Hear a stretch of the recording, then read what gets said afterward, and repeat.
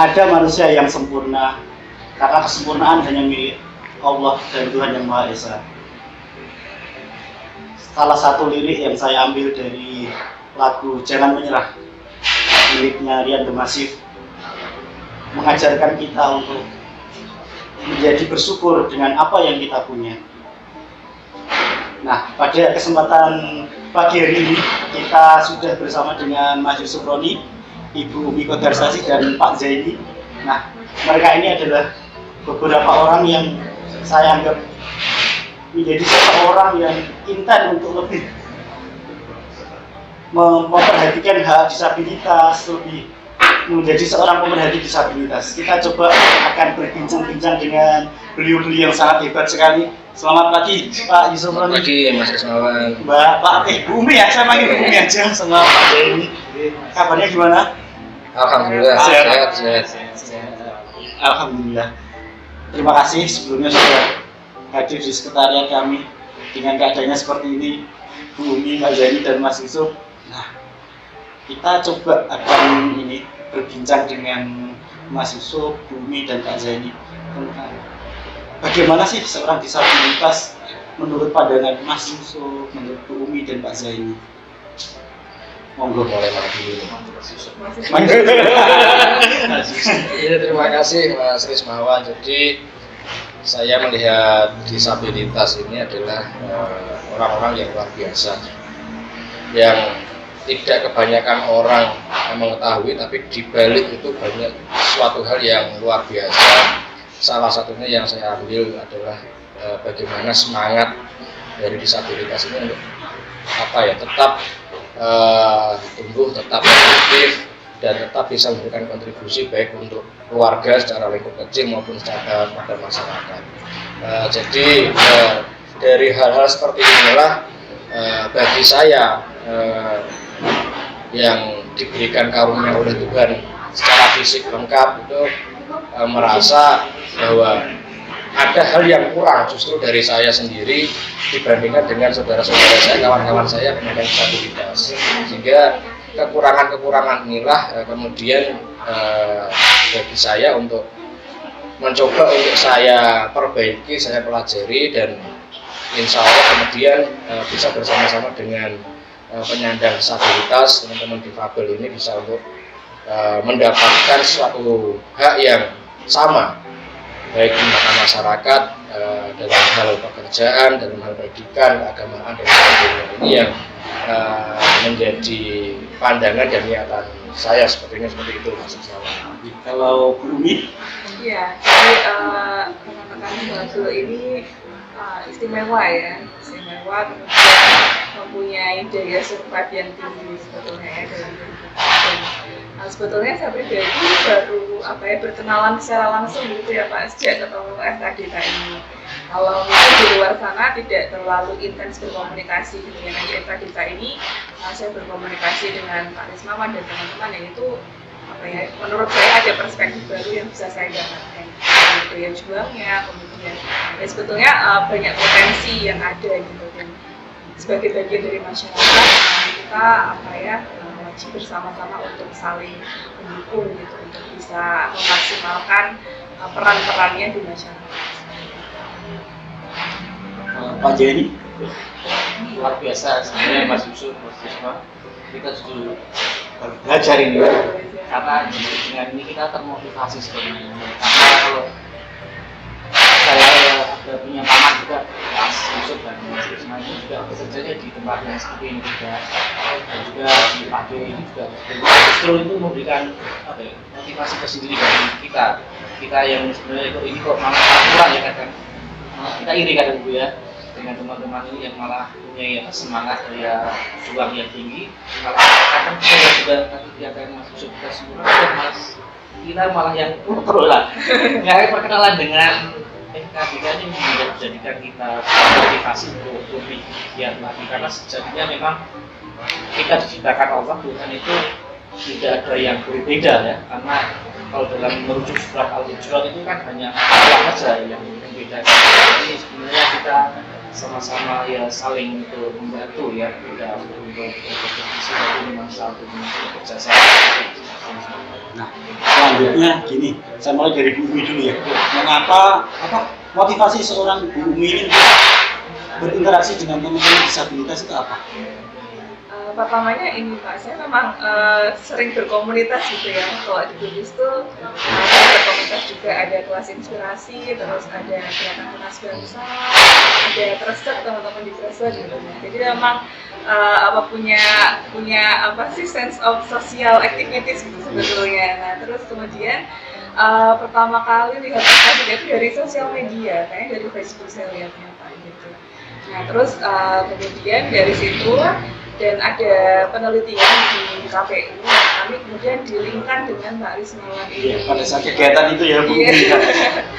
Terus kita melihat dulu kan partisipasi politik ya, kebetulan penelitiannya itu memang banyak kendala dari teman-teman disabilitas, gitu, kendala akses dan sebagainya, dan sepertinya menarik, dan di kampus sendiri sepertinya kajian-kajian tentang disabilitas masih baru gitu ya. Jadi kayaknya menarik untuk memulai dan mengkaji gitu. Terus kita juga sudah ada kegiatan FGD pernah ya Pak ya, dari situ kita juga dari kampus bisa belajar, dari Pak Risman juga pernah mengajar di kelas saya juga. Iya, pernah sekali.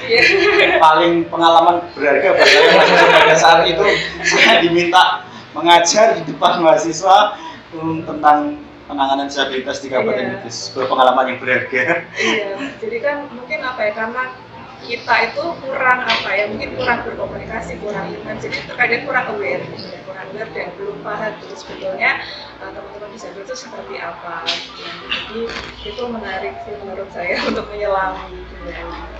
Kalau Mas Yusuf gimana? Motivasinya untuk berinteraksi dengan kami para penyandang disabilitas gitu. Ya, jadi kalau saya seperti yang saya sampaikan awal tadi, bahwa setelah perkenalan lebih banyak mengenal di Kudus Mas Rismawan dan kawan-kawan yang lain, khususnya di FKDK ini kan ada satu hal yang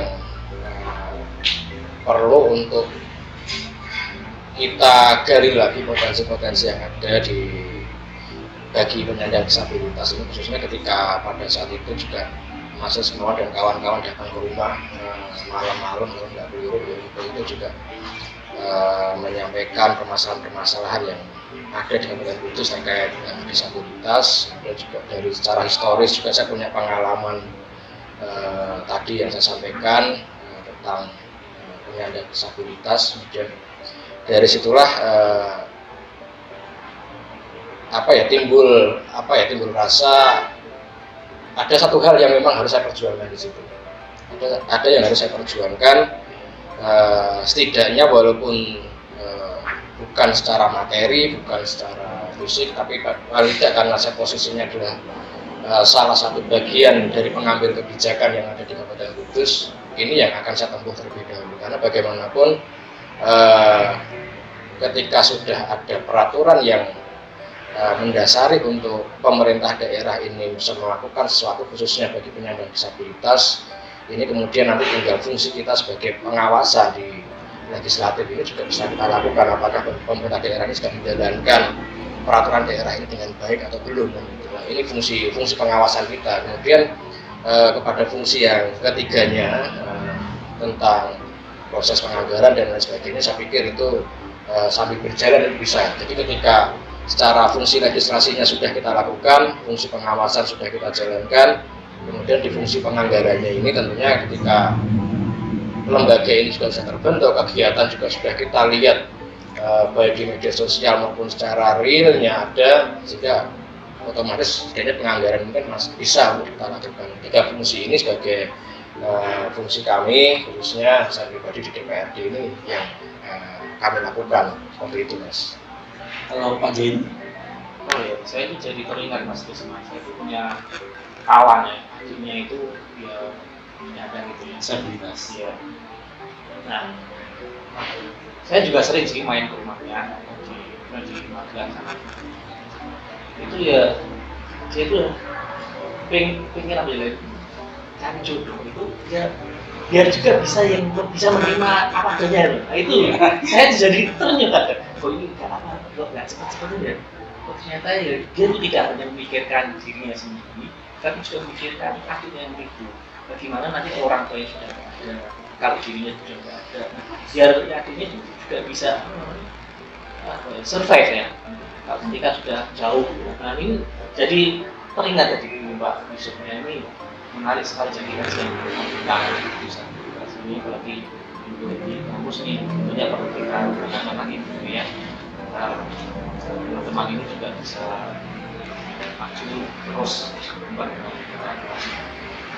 Nah, kalau permasalahan mungkin kita kembali ke permasalahan disabilitas yang sering dihadapi teman-teman disabilitas adalah stigma pandangan orang terhadap teman-teman disabilitas ini juga kebanyakan negatif atau mesti harus dikasihani, harus dibantu. Nah, gimana caranya kita meyakinkan masyarakat untuk bisa merubah stigma terhadap teman-teman disabilitas ini? Dari Pak Zaini dulu mungkin. Oh iya, ini kan berat juga ya.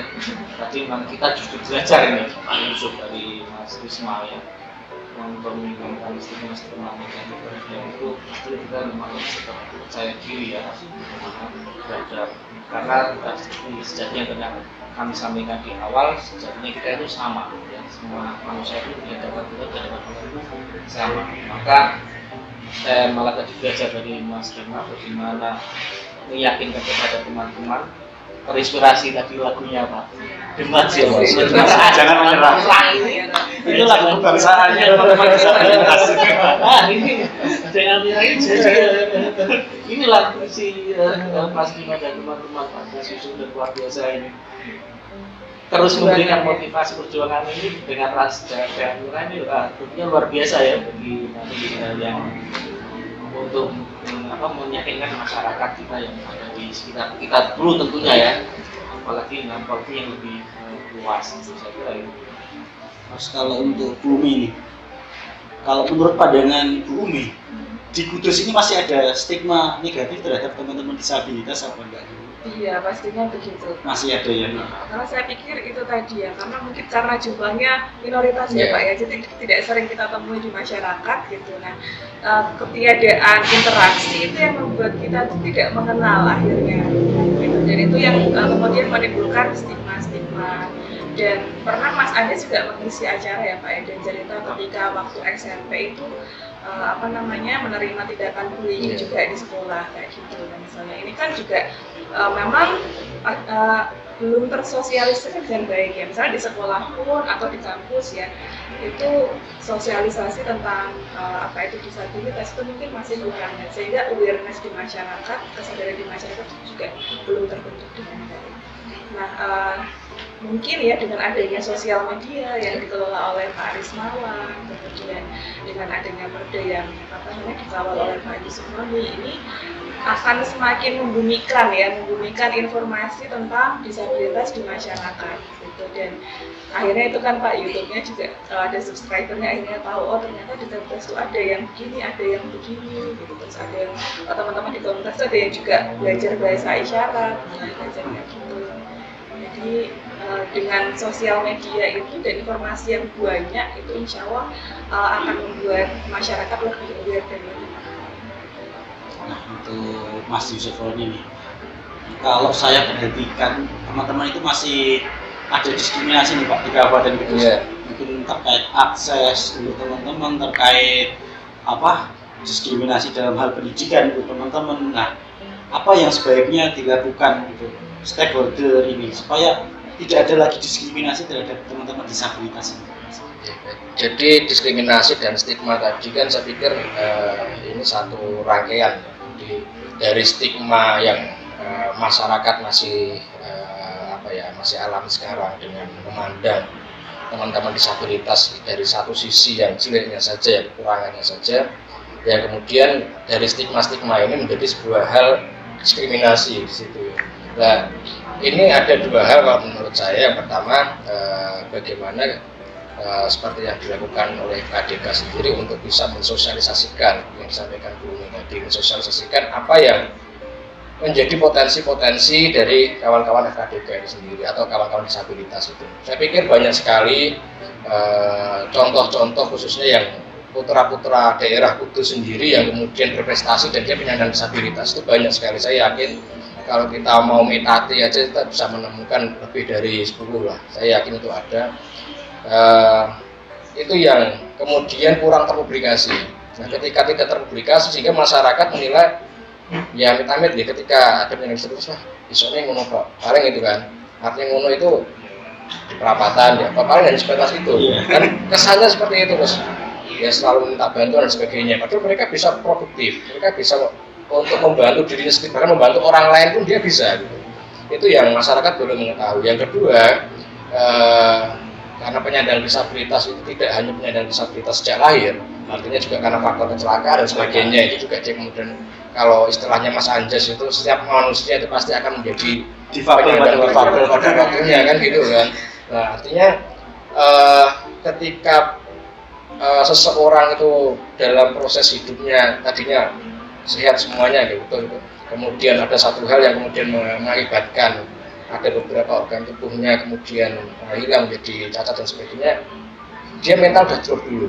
Nah ketika sudah drop kemudian untuk beraktivitas lagi, untuk membangun dia bangkit lagi itu kan agak susah. Nah ketika dia susah, stigmanya masyarakat wah terus gak sembuh dewi gak bisa apa-apa kan, pemikirannya seperti itu akhirnya. Ini yang perlu ada sebuah pendampingan dan saya yakin FKDK pun juga selalu melakukan itu untuk memetakan di wilayah-wilayah kecamatan ketika memang ada penyandang disabilitas baik sejak lahir maupun mungkin karena kecelakaan dan sebagainya, ini dilakukan pendampingan. Sebenarnya ini fungsinya dinas sebenarnya bisa melakukan itu sehingga diskriminasi itu secara sosialnya bisa ditekan.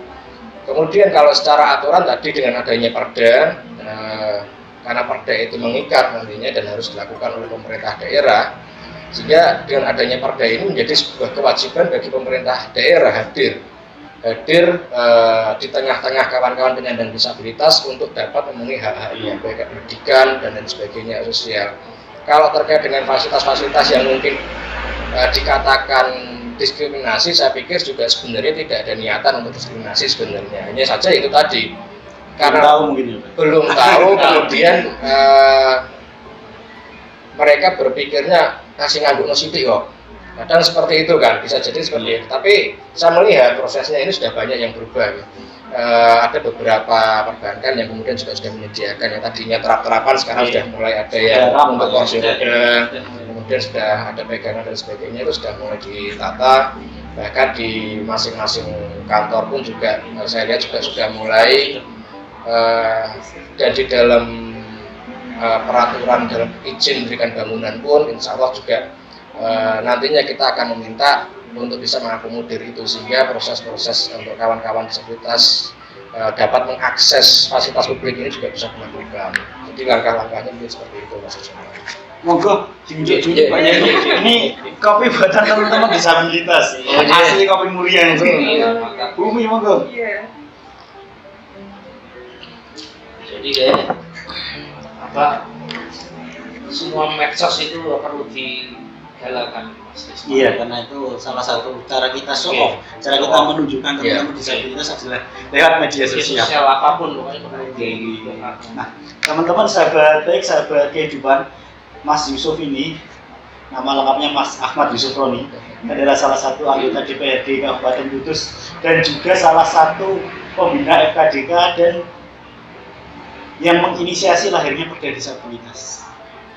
Nah, dari kacamata Mas Yusuf, dari apa motivasi seorang Mas Yusuf Roni ini untuk bisa memperjuangkan Perda Disabilitas ini supaya disahkan? Ya, jadi bahwa peraturan itu kan nanti menjadi rule of the law dan rule of the game dalam setiap pembangunan pemerintahan. Jadi ketika kita sudah memiliki aturan itu, tentunya langkah-langkah kita dalam pemberdayaan kawan-kawan disabilitas itu bisa dilakukan. Tentu tidak hanya saya pribadi, memang kalau secara pribadi mungkin saya berjanji dengan kawan-kawan FKDK waktu itu, berjanji kemudian setelah kemudian 2019 saya menjadi ketua Bapemperda pada pembentukan peraturan daerah di Kabupaten Kudus. Ini mulai saya masukkan, usulan mulai saya masukkan. Ya alhamdulillah kawan-kawan kemudian merespon itu, kemudian menjadi sebuah Bapemperda 2020 waktu itu. yang pada perjalanannya karena kemudian ada pandemi, ada beberapa anggaran yang harus dipangkas bahkan sampai 50% untuk penanganan COVID, sehingga proses pembahasan perda, tidak hanya perda disabilitas, waktu itu memang kemudian tertunda. Akhirnya di 2020 kita ajukan lagi untuk menjadi Perda 2021. Ya, alhamdulillah di pertengahan tahun kita sudah mulai membahas itu, yang kemarin di akhir tahun sudah bisa kita sahkan pada disabilitas ini. Tinggal bagaimana perjuangan ini belum selesai, Mas Rismawan. Jadi ini hanya selesai di tataran perdanya. Perda hanya mengatur secara umum garis besarnya saja, tapi kita masih memerlukan sebuah peraturan pelaksana yang di kabupaten kita namakan Perbup. Di mana Perbup ini pun juga nanti bisa secara teknis akan menjabarkan isi dari perda-perda itu sendiri, sehingga tentunya ini juga bisa menjadi kerja kita bersama, kerja baik kami yang ada di DPRD untuk bisa juga mendorong kepada pemerintah daerah, nanti dari akademisi yang bisa dibantu, kemudian Mas Rismawan dan kawan-kawan yang lain dari relawan-relawan mahasiswa ini pun juga melalui jejaring-jejaring yang ada ini juga bisa melakukan hal yang sama, sehingga ketika banyak dorongan, banyak dukungan ini, kemudian pemerintah juga bisa semakin lebih intens untuk menyelesaikan peraturan bupati ini. Harapan kami sih seperti itu ya Mas Yusuf. Jadi Perbup itu nanti segera disahkan supaya ini bisa menjadi payung hukum untuk teman-teman disabilitas di Kabupaten Kudus. Nah, kalau untuk Bu Umi dan Pak Zaini dari sisi akademisi ya Pak ya, seberapa penting sih perda ini untuk pemenuhan untuk sebagai payung hukum untuk teman-teman disabilitas, untuk pemenuhan hak teman-teman disabilitas ini? Kalau dari aspek akademik mungkin kami lihatnya dari aspek pendidikannya ya Pak ya. Aspek pendidikannya yang memang pendidikan bagi tidak semua orang gitu kan, termasuk juga kelompok atau teman-teman disabilitas ini gitu. Dan akses ke perguruan tinggi itu juga kita masih minim sekali ya Pak ya, mahasiswa yang memang coba dibuka ini Bu, ada beasiswa untuk teman-teman difabel. Ini teman-teman bisa. Iya, mungkin harapannya ada gitu ya. Dan sehingga tadi yang menjadi cita-cita bersama, kemandirian, kemudian pemaksimalan potensi itu bisa tercapai dengan sarana-sarana pendidikan yang mendukung baik itu fasilitasnya maupun environment atau lingkungannya gitu. Karena seperti yang tadi sudah dikatakan ya Pak, stigma, terus diskriminasi, nah itu kan berarti environment atau lingkungannya belum mendukung. Nah itu bagaimana kemudian untuk upaya kita sama-sama pemberdayaan disabilitas ini dari berbagai macam itu fasilitasnya dan juga environment supaya bisa bertumbuh dengan baik seperti itu. Dan ini juga penelitian seperti ini juga sebetulnya salah satu upaya gitu ya untuk memblow up gitu. Ini loh ada bagian dari masyarakat yang memang sekarang ini membutuhkan untuk sama-sama kita berikan akses, kemudian saling bersinergi dan bekerja sama. Dan masih butuh pengenalan lagi Pak Rismawan, seperti salah satunya saya mengundang Bapak untuk mengajar, itu juga salah satu memberi edukasi juga untuk mahasiswa bahwa ada kelompok ini dan bagaimana gitu ya untuk kita bisa bersinergi. Kalau Pak Zaini, Saya kira agak jauh gitu ya sebenarnya. Kalau kita sebagai akademisinya ya melihatnya dari sisi pendidikan ya. Karena memang pendidikan itu kan banyak ayat itu kan memang wajib bagi kita semua ya, tidak ada yang membedakan yang sehat secara secara itu dan tadi teman-teman kita ada. Jadi saya kira memang perlu ada usulan-usulan ya, booming kalau misalnya tadi disampaikan Mas Risma beasiswa yang kali seperti itu, sehingga nanti ada teman-teman yang itu juga bisa. nah mungkin nanti IAIN bisa menjadi salah satu kampus pioner yang memberikan beasiswa untuk teman-teman disabilitas di Kudus. Mudah-mudahan. Nah, karena disabilitas dengan yang membedakan kita dengan yang lain cuma fisiknya aja, mungkin pemikiran kita, karena beberapa orang hebat itu seorang disabilitas. Ya, kembali ke Mas Yusuf Roni nih ya Mas ya. Beberapa pasal yang ada di Perda Disabilitas itu apakah sudah mewakili hak teman-teman disabilitas di Kabupaten Kudus? Baik, jadi di dalam Perda itu ada kurang lebih 22 hak yang diatur. 22 hak, mulai dari hak pendidikan, keagamaan, kemudian kesehatan, sosial, dan lain sebagainya. Itu ada totalnya, saya hitung ada sekitar 22. Saya pikir itu sudah mengakomodir semua. Tapi permasalahannya bukan pada sebuah aturan dan hak-hak yang sudah diakomodir, tapi bagaimana pelaksanaannya nanti. Ini yang tentunya harus kita kawal bersama-sama. Jadi aturan sebagus apapun dalam pelaksanaannya itu sudah dilakukan ya sama aja kan gitu. Sehingga memang perjuangan itu tidak selesai pada selesainya Perda maupun Pergub, tapi bagaimana aplikasinya ini oleh pemerintah daerah bisa dilaksanakan, oleh stakeholder yang lain, swasta misalkan juga bisa dilakukan dari lembaga pendidikan, negeri swasta pun juga ini juga bisa dilakukan bersama-sama. Sehingga ketika ini bersama-sama dalam setiap aspek ini bisa dilakukan, saya yakin berarti Perda ini baru ada manfaatnya. Tapi ketika ini tidak dilakukan, jadi sebagus apapun Perda ya, saya pikir hanya cuma catatan-catatan di atas meja saja itu selesai. Jadi memang masih perlu perjuangan yang sangat panjang, sehingga apa yang menjadi harapan kita bersama dalam mengangkat pemberdayaan disabilitas khususnya Kabupaten Kudus ini dalam rangka memperoleh hak-haknya, hak dasarnya ini bisa kita lakukan dan kita capai bersama-sama. Ya, dan di salah satu isi Perda itu adalah hak pendidikan ya, Mas Roni. Nah, ini berkaitan dengan Ibu Umi dan Pak Zaini. Salah satu tujuan kami adalah pendidikan inklusif. Bisa dimungkinkan nggak sih Bu, pendidikan inklusif itu masuk ke dalam kurikulum atau masuk dalam mata kuliah di kampus atau di Ya sebetulnya kalau dari kurikulum ini ya masuk ya. Masuknya nanti mungkin ke pendidikan khusus ya Bu ya, atau apa? Kalau kurikulum yang sementara ini sudah dibentuk yang Merdeka Belajar itu. Merdeka Belajar itu. Dan memang kalau di kampus kami sendiri karena memang belum ada ya. Jadi ada kelas khusus belum ada ya? Iya, belum ada kelas khusus sama mahasiswa kira-kira ada. Sejauh ini belum ada juga ya. Nah, karena kalau saya perhatikan bukan kualitas tenaga pengajar di SDLP, SMA LP, SMP LP itu belum memenuhi kriteria untuk anak-anak berkebutuhan khusus. Nah, ini yang perlu kita pikirkan nanti. Mungkin ke depannya gimana, mungkin ada semacam pelatihan khusus untuk guru-guru anak-anak yang berkebutuhan khusus atau SMA LP, SDLP dan lain-lain gitu. Untuk apa ya, jurusan-jurusan seperti pendidikan dasar ya, Pendidikan, PDN iya. kan artinya kan jadi inklusi ya, setelahnya itu juga butuh dimasukkan kurikulum khusus untuk fakultas ini.